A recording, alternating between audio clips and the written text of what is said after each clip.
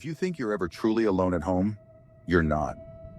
I used to think the creaks and shadows were normal, until one night I saw something sitting on my bed, waiting. It didn't move when I blinked. It didn't breathe. And the next morning, everything was exactly the way I'd left it. Except I knew it had been there, watching me. And if I hadn't looked twice, I don't even want to imagine what could have happened. It was late on a Thursday. Everyone in the house was gone. My parents had gone to a distant event, and my sibling had headed out for the evening. At first, everything felt ordinary. I made myself some tea, left a few lights on, and settled into the living room with my laptop. Outside, the branches scraped against the windows with the wind, a normal sound for the season, or so I told myself. I didn't move at first. I just stood there listening. The house was quiet again, except for the occasional creak from the floorboards. My heartbeat was loud in my ears. Then I heard it, a faint scraping sound from the hallway, slow, deliberate, like someone dragging their fingers along the wall. I grabbed my phone, hoping to call someone, but the screen stayed black, no signal, not even one bar. My chest tightened, a cold knot forming in my stomach. The scraping had stopped. For a moment, I told myself it was nothing, just the house settling. Then, a whisper, faint, deliberate, coming from somewhere in the living room. Too close to be the wind, too quiet to be normal. I froze, staring at the living room in the dim glow from the table lamp. Everything looked normal, or at least it should have. Then the lamp flickered, just for a second, but long enough to cast strange, shifting shadows across the walls. I told myself to calm down. It's nothing, just your imagination. I inched toward the hallway, every step careful, silent. That's when I noticed it. A small movement in the corner of the room, something low and shadowy, just beyond the edge of the lamp's light. My heartbeat thumped in my ears. I could barely breathe. I reached the doorway. The shadow didn't move. It just waited. A faint clinking sound followed, metal dragging lightly across the floor. I couldn't see what it was, but I knew it wasn't part of the house. I backed up, trying to tell myself it wasn't real, but the air had changed. It felt heavier, colder, like something was pressing down on the room. Then came a whisper, low, deliberate, right behind the sofa. You shouldn't be here alone. I didn't move. I couldn't. I wanted to run, but my legs refused to obey. Another clink, this time closer, and I realized the shadow had shifted. It was slowly sliding along the wall, moving toward me, without a sound. I pressed my back against the wall, heart hammering. Every instinct screamed to run, but my body was frozen. The shadow crept closer. I could make out a shape now, tall, impossibly thin, and wrong. It didn't move like a person. Its limbs seemed off, bending in ways they shouldn't. I tried to whisper, "Who's there?" But no sound came out. My mouth felt dry, like it had been glued shut. Then the faintest dragging noise behind me. Something metallic. A soft tap, tap, tap, moving slowly along the floor, getting closer. I glanced at the lamp. It flickered again, and in that brief flash of light, I saw it. Just for a second. Eyes. Too many eyes. Small, dark, glimmering eyes staring at me from the shadow. I stumbled back, hitting the wall. The shadow didn't chase me. It didn't move fast. It just waited, like it was enjoying the fear it was creating. I needed to get out. Anywhere. I made a break for the front door, hands fumbling with the handle. It wouldn't open. Locked. I hadn't locked it myself. The shadow shifted closer. A low, rasping breath filled the room. Not through the air, but somehow inside my ears. I spun around. Nothing. Just darkness. Then from the corner of my eye, I saw something move again. Small. Fast. It scuttled along the baseboards toward me. I screamed this time. Not just a whisper, but a full, choking scream. And then, silence.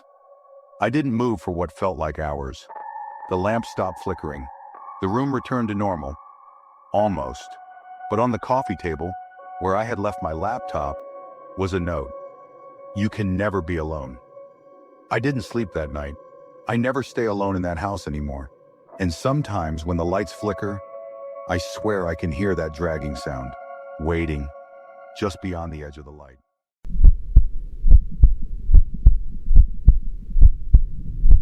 When you're home alone, you notice things you normally ignore. Small sounds, shadows, doors that look slightly different than you remember. Most of the time, it's nothing. But sometimes, you only realize you weren't alone after it's already over. I was home alone that night. My parents had left for an overnight trip. I had work early the next day, so I stayed behind. Nothing felt unusual. I made dinner, watched TV in the living room, locked all the doors around 11:45 p.m. Before bed, I checked 3 things every night.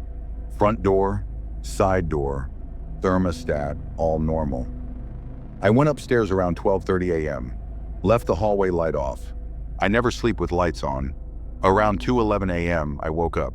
No loud sound, no crash, no shout, just awake. I listened. A faint clicking sound came from downstairs. Plastic tapping lightly. Click. Pause. Click. I froze. It sounded familiar, but I couldn't place it.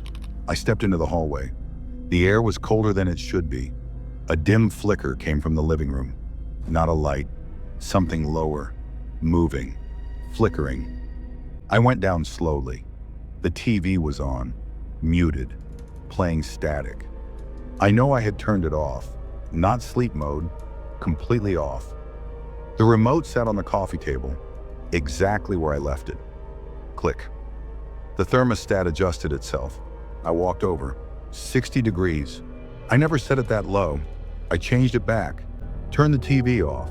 Silence. For a moment, I thought everything was normal again. Then I heard it. Something behind me. A shift of air. Quiet. Almost nothing. I turned. Nothing. The hallway was empty. I noticed the mirror by the stairs. It reflects part of the living room behind you. The reflection showed something dark. Still, blocking part of the light. I stepped sideways. It didn't move. I spun around. Empty hallway. I looked back at the mirror. Gone. My chest tightened. I grabbed my phone. No signal. Not even one bar. The TV turned on again. Static. Low white noise.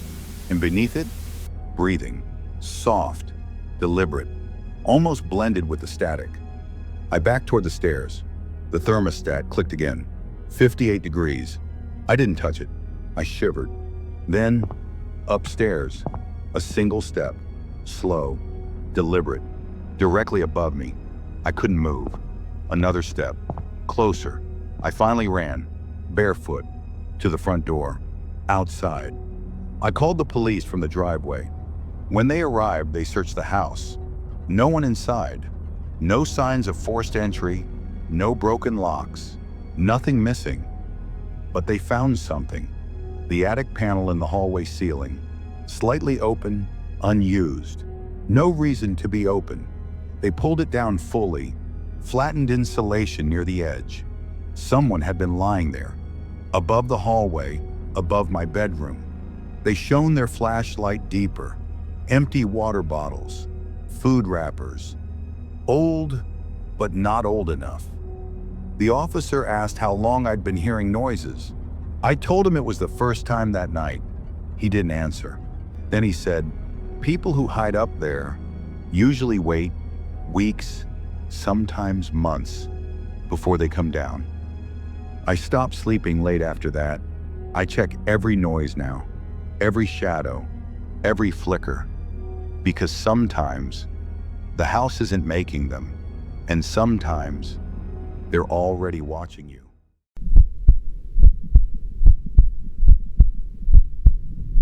I was 16 when someone broke into my house while I was home alone. He texted me before he came upstairs. The first message I got said, "You shouldn't have turned the lights off." At that point, I hadn't told anyone I was alone. My parents had left town 2 hours earlier. My brother was away at college. The only people who knew I was by myself were my parents, and whoever was outside my house. It was early November, cold enough that the windows were fogging from the inside. I remember wiping the glass with my sleeve so I could see the street clearly. There was a car parked across from my driveway, engine off, headlights off, facing the wrong direction. I didn't think much of it at first. Then my phone buzzed again. "Your parents left at 6. That's when I realized the car wasn't random, and neither were the messages. About a minute later, I heard something metallic in the backyard. A light clink, not loud, deliberate, like someone testing something. That's when I locked the front door, and that's when I heard the first step inside my kitchen. It was subtle, the kind of sound you try to convince yourself is the house settling, but it wasn't. It was weight shifting on tile, slow, measured. I muted the TV. Another step followed, closer to the hallway. I didn't shout, I didn't call out. I just stood there trying to process how someone could already be inside. The kitchen window. That was the first thing that came to mind. We never used it. It was above the sink and faced the side yard where the fence dipped lower. My phone buzzed again. "Don't call anyone." I hadn't moved. I hadn't said anything. But somehow he knew exactly what I was thinking. I backed away from the living room and moved toward the staircase as quietly as I could. Every step felt loud, even though I was barely touching the carpet. Another sound came from downstairs, a drawer opening, then closing. Not rummaging, just checking. I reached the top of the stairs and went straight into my parents' bedroom because it had a lock. I slipped inside and turned it. The click of the lock sounded sharper than usual. Too loud. My heart was pounding so hard I felt it in my throat. Then I heard the stairs. The third step from the bottom creaks every time. It creaked. There was no rushing, no stomping, just slow steps climbing upward. Halfway up, my phone vibrated in my hand again. "You run quiet." I almost dropped it. He was inside, and he knew where I was.